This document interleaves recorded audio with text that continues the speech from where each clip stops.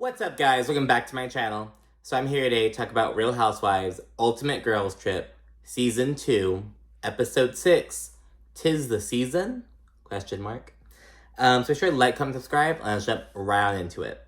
So it's the morning of day 6. Marco, the butler, he's hanging on by a thread. He doesn't even know what day it is. Like, is this day 4, 5? Like, it's just all a blur. And he's talking about how he's just fascinated by the shifting dynamics, like how people who came in cool, like, had kind of some tension now, and people who came in having tension are cool now, and how swiftly they make up. And he's just like, oh my god, like, he's just like, he probably feels like he's like the only like sane one there, you know what I mean? He's just like, just taking it all in. He's like, all right, day 6, let's go. Dorinda's hella hungover, because remember last night she was a complete monster. And she feels like she and Jill came to an understanding, though. So she wakes up, feels like crap. She knows that she and Brandi, that she has to apologize to Brandi, but she feels good about her and Jill kind of hashing their shit out.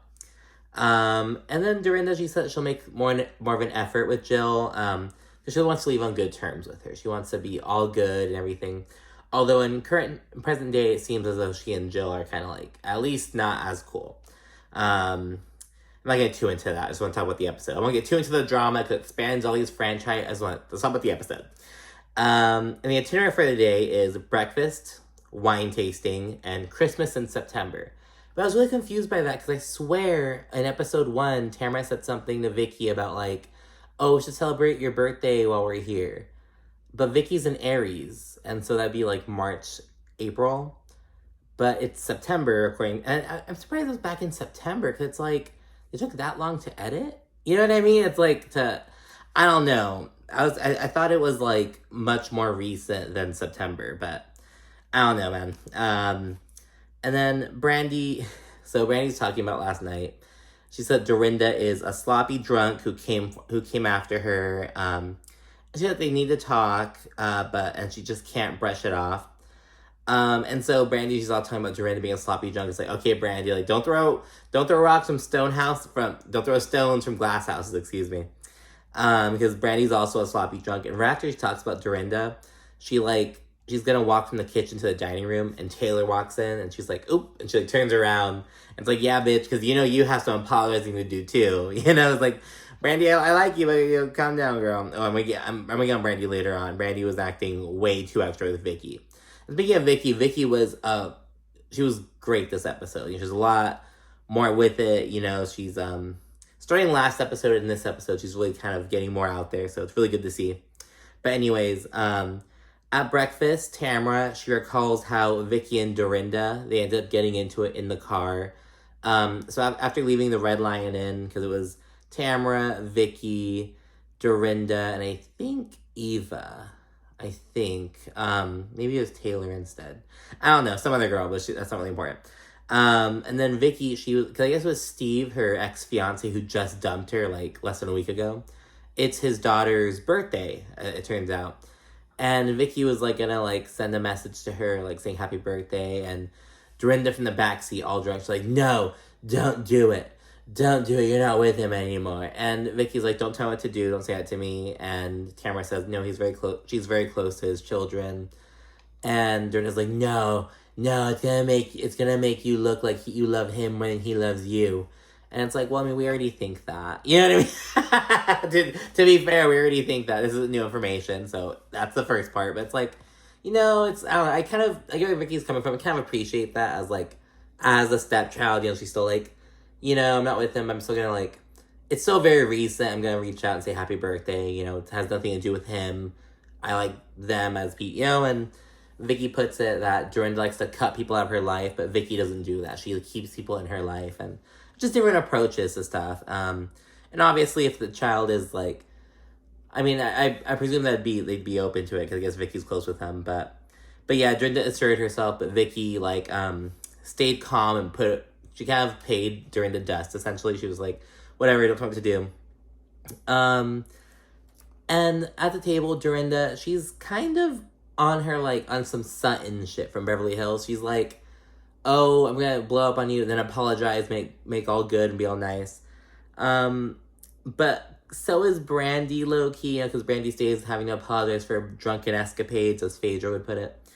But anyway, Dorinda apologizes to Brandi, and she kind of says that she used the wrong reference. She's like, oh, it triggers me when people talk about death or mock death because of Richard, because of Dorinda's late husband. He died. And she's like, I should have said, oh, what if someone you love died, or what if someone close to you died? Like, something like that.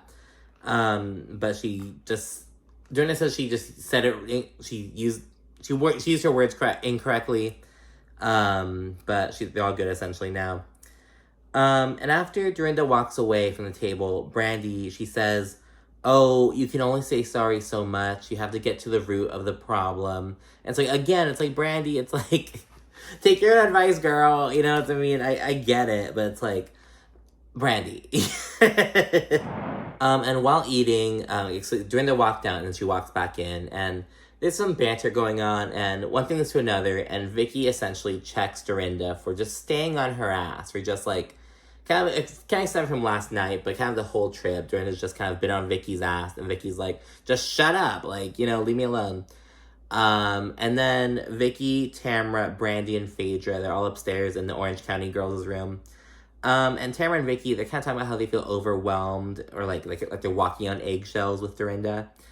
And all of a sudden, Vicki, she's like sitting there, she's like, and then, you know, we're all gonna die one day, so we have to find the joy in life. We have to find the joy in life. And Tamra's like, Vicki's always talking about death.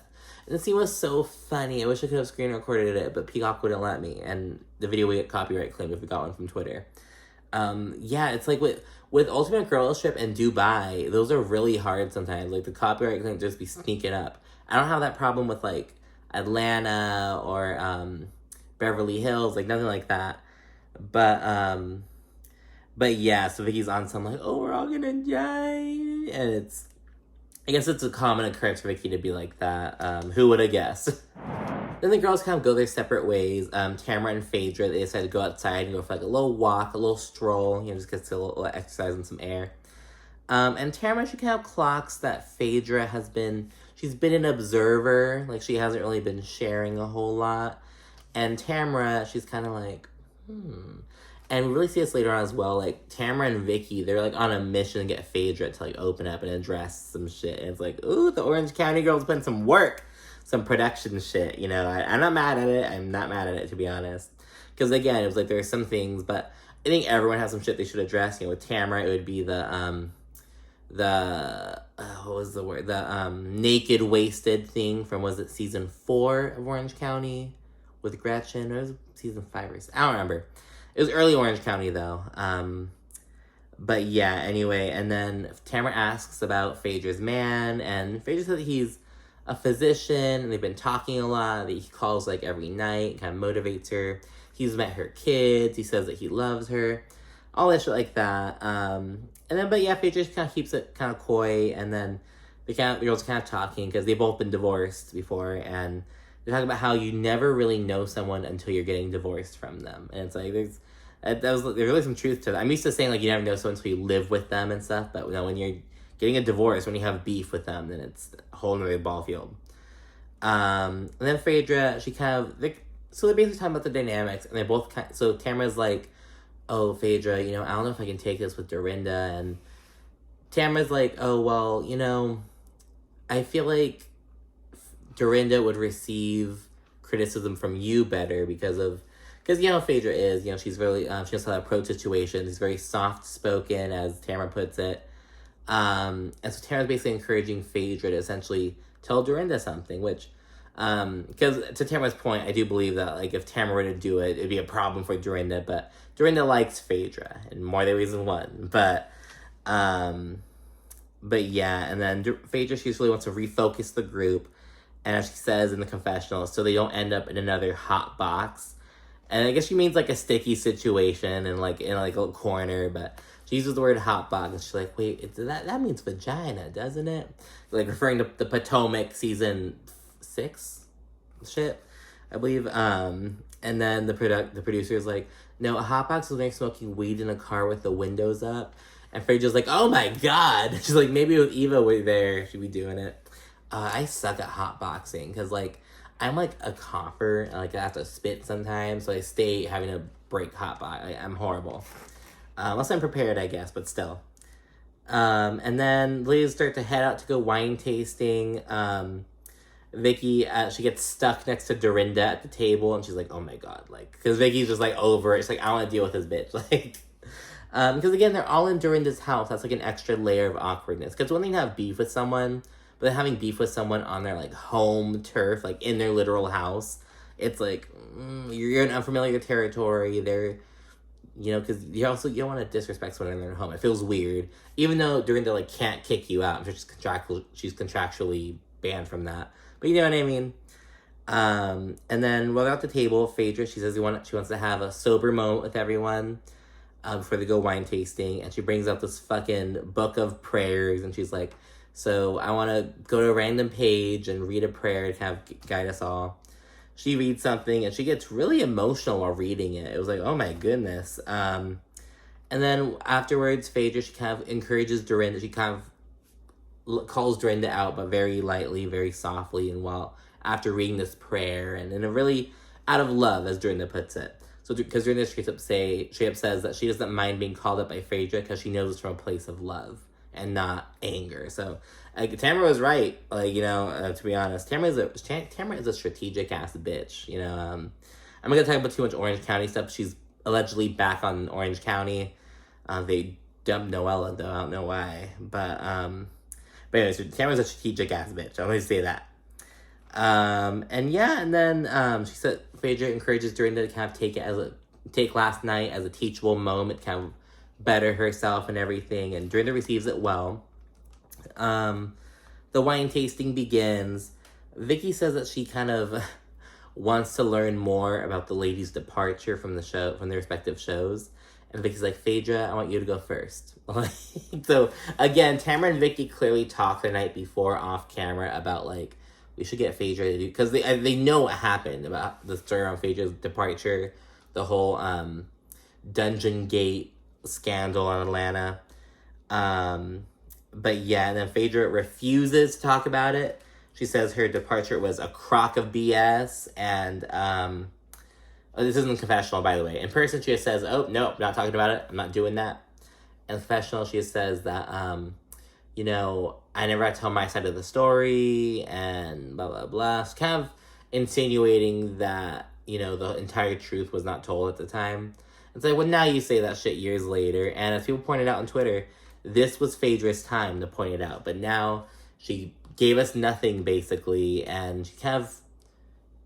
nothing, you're still a bad guy, you know? But yeah, I totally get it, though. Phaedra's just, like, her kids are older now as well. I bet she's just like, I want to keep that shit in the past. I think she's trying to, like, rebrand herself.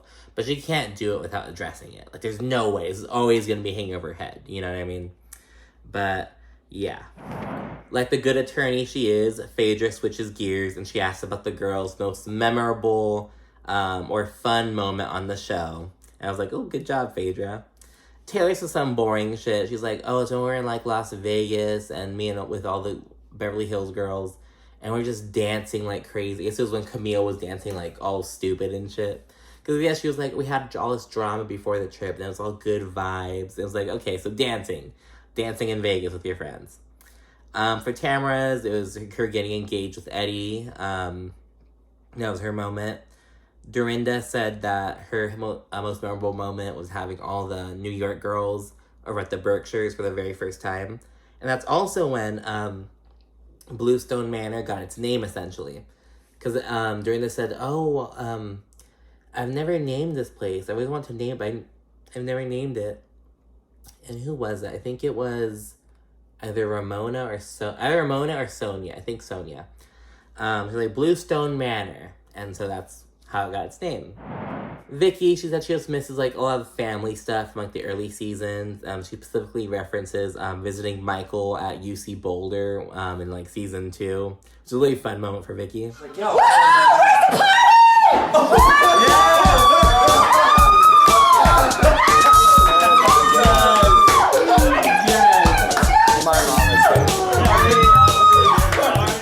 Jill's moment was her trip to Morocco. I believe that's also when Luann almost got bucked off of the fucking camel.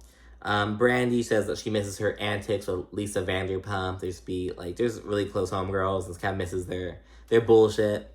Phaedra says the birth of both her sons, the cameras are in the fucking delivery room, like in episode 16 and pregnant. And with Eva, it was really sweet. So she said there are two moments. It was her wedding to Michael, and also Marley's legal name change. When they changed her last name from McCall to Sterling.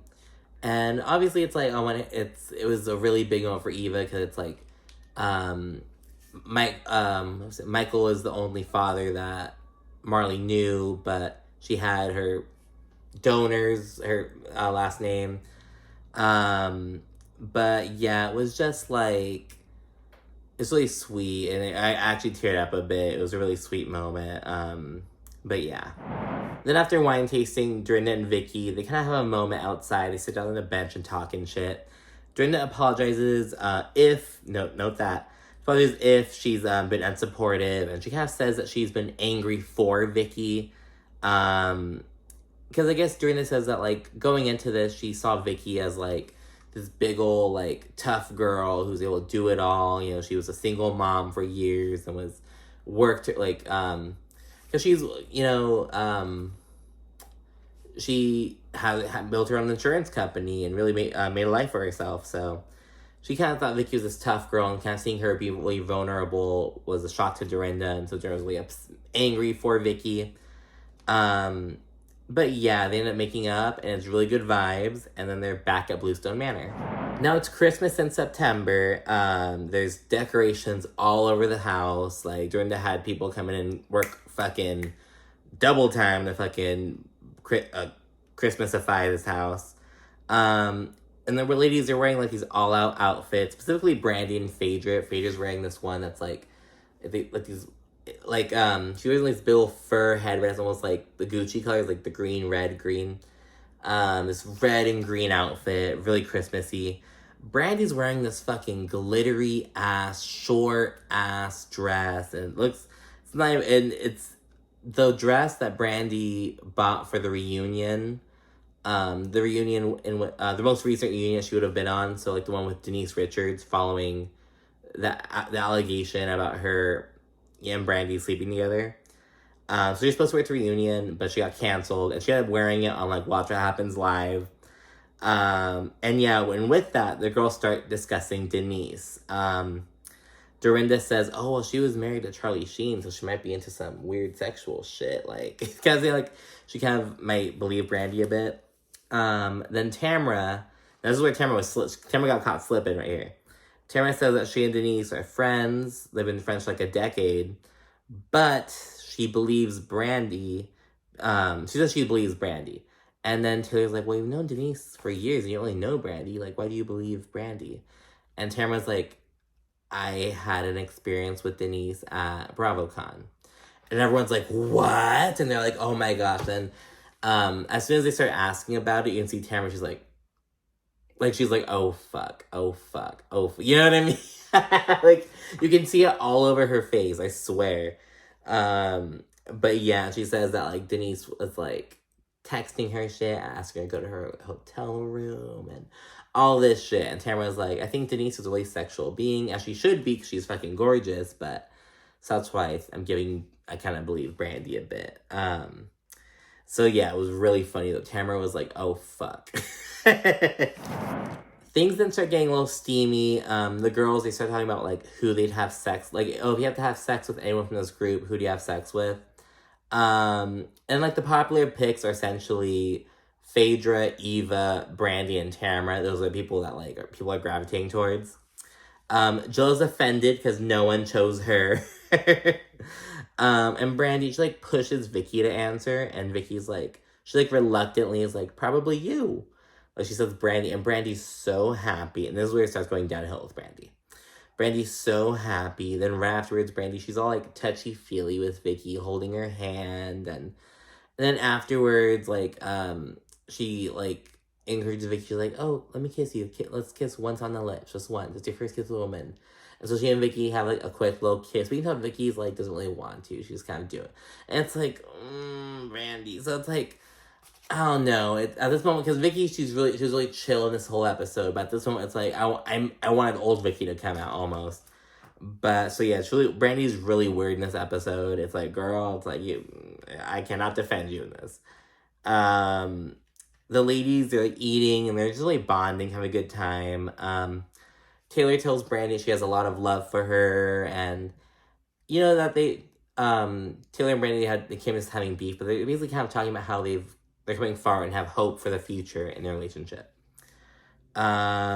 Brandi and Vicki then have a moment and is kind of talking about stuff about how how they, I guess, start off on the wrong foot but are cool now essentially. And then Brandi keeps hitting on Vicki though. She keeps going and Vicki's clearly uncomfortable and it's really weird. Then Dorinda like saves it by having fake snow start coming down outside. All the girls go outside for a second to enjoy it. It's really cute. It was there for like 2 seconds, so I'm like, how much work, how much like machinery and shit had to come out here to make this fake snow for you to enjoy it for like a minute, you know? But anyway, then the girls go outside for a white elephant like gift exchange game kind of thing. Brandi, she gets some, I'm not gonna go through like what everyone brought and shit, but just a white elephant thing, you know? Brandi ends up getting something from Taylor, like some fucking like, she gets something from Taylor. And then they both are like a quick kiss. Like, they're like, oh, thank you. And like, start kissing. Everyone's like, oh. And Eva's like, if Brandi doesn't stop, someone's gonna get pregnant. Like, Brandi's on one. And Brandi, she's like, because Jill starts bitching that no one wanted to have sex with her during the earlier game. And then Brandi goes to give Jill like, just like sit on Jill's lap, essentially. And then Brandi's like, Vicki, I want to give you a lap dance. And Vicki's like, no, I'm a professional businesswoman. No. And it's like, oh my god. Vicki was so funny this episode. Brandi was like, Brandi lost me in this episode. You know what I mean? Like, all her other antics and bullshit, it's like, I'm with it. You know, it's like, yeah, just the absurdity. But this was like, it's like, girl, leave Vicki alone. It's like, God, leave her alone, you know? But anyway, it is really fun, lit vibes at the end of the night. The girls are dancing, having a good Christmas in September party. And that's the end of episode 6. It was a really quick, straightforward episode. Again, it was just like breakfast, wine tasting, Christmas party with some stuff in between. I really liked seeing how the ladies talked about what their most memorable moments on the show was. But yeah, anyways, thanks again for watching. Be sure to rate, comment, subscribe. I'll see you again soon. Bye.